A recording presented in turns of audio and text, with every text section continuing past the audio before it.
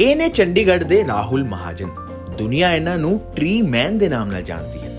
52 ਸਾਲ ਦੇ ਰਾਹੁਲ 8 ਸਾਲਾਂ 'ਚ 650 ਰੁੱਖਾਂ ਨੂੰ ਇੱਕ ਨਵਾਂ ਜੀਵਨ ਦੇ ਚੁੱਕੇ ਨੇ।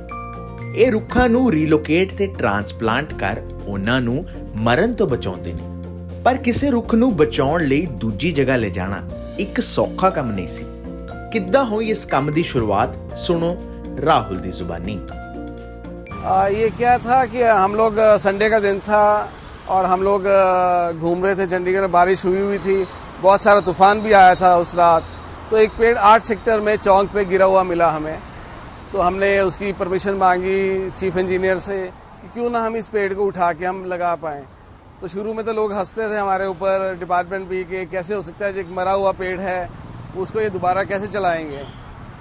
तो चलो कोशिश की हमने, एक ट्रॉला मंगवाया, बड़ा ट्रॉला, क्योंकि भारी बहुत था, कम से कम भी 5-6 टन का पेड़ था वो, जो उसका तना बचा हुआ था। पेड़ तो लोग ले गए थे लकड़ी वाले।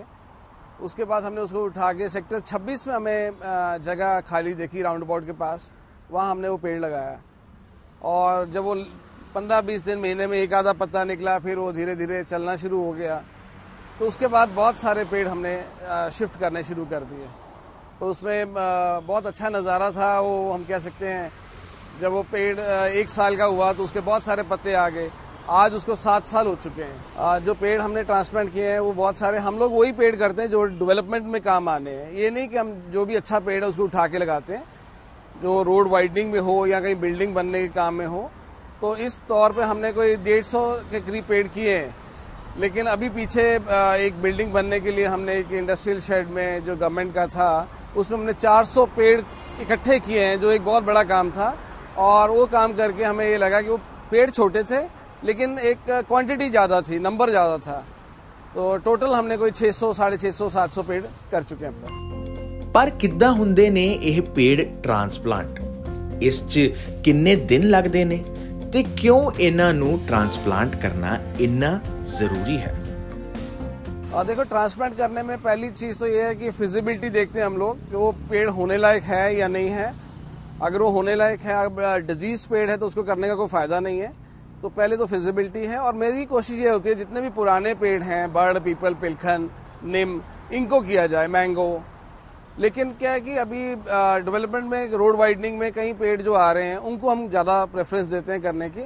लेकिन अभी लोग घर के बाहर कोई गेट निकालने के लिए भी अब वो पेड़ नहीं कटवाना चाहता, वो अब चले गए हैं कि हम लोग इसको ट्रांसप्लांट करें। हर स्पीशीज़ का अलग अलग सीज़न होता है। और नॉर्मली लोगों में ये धारणा है कि बरसात के सीज़न में हम जो मर्जी पेड़ उठा के लगा लें। लेकिन कई पेड़ हैं जो विंटर्स में होते हैं, कई हैं जो स्प्रिंग ऑटम में होते हैं। सो हर एक का अलग अलग स्पीशीज़ का अलग अलग पीरियड है। और एक पेड़ को ट्रांसप्लांट करने में कम से कम भी 50 से 60 दिन लगते हैं, अगर हमने प्रॉपरली उसको करना है तो। एसएच अभी तक कोई परमिशन नहीं है इसकी, क्योंकि जो परमिशन मिलती है वो काटने की मिलती है, रिमूवल की मिलती है। लेकिन कुछ लोग बहुत अच्छे हैं, वो चाहते हैं कि हमारे से पैसे ले लो, जो खर्चा आता है, और आप इसको अपने लेवल पे करिए। पहले तो मैंने कोई परमिशन अप्लाई नहीं की कभी भी, लेकिन अभी चंद महीनों से हॉर्टिकल्चर डिपार्टमेंट इसमें एतराज़ करने लग गया है, क्योंकि वो खुद तो कुछ करना नहीं चाहता। तो हमें ये होता है कि वो भी सीखें इसको, वो अपने पेड़ भी ना काटें, अपने पेड़ भी वो ट्रांसलोकेट करें।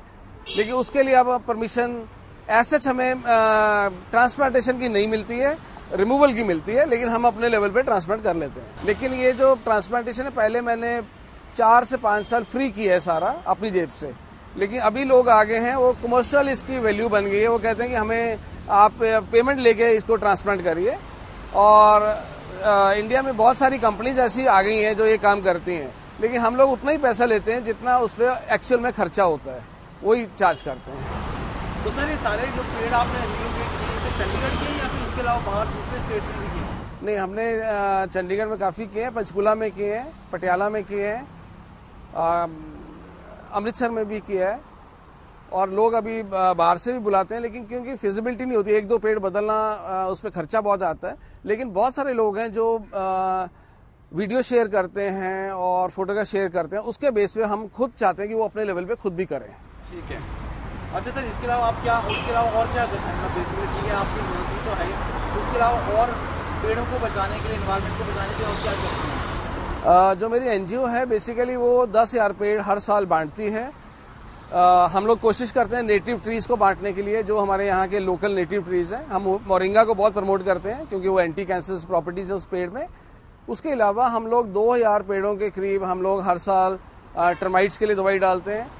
बाकी अभी हमारा एक थीम प्रोजेक्ट है कि हम लोग एक मोबाइल वैन चलाना चाह रहे हैं, जो जैसे एम्बुलेंस रहती है, हम ट्री एम्बुलेंस बनाना चाह रहे हैं कि जो पेड़ों को काम करे, पेड़ों के लिए स्प्रे करे, कहीं पे अगर पेड़ों की प्रूनिंग की जरूरत है उसको करें, क्योंकि ये काम एक साइंटिफिक काम है। पेड़ों को बचाना हमारे उम्र के लिए नहीं, आने वाली जनरेशन्स के लिए बहुत ज़रूरी है।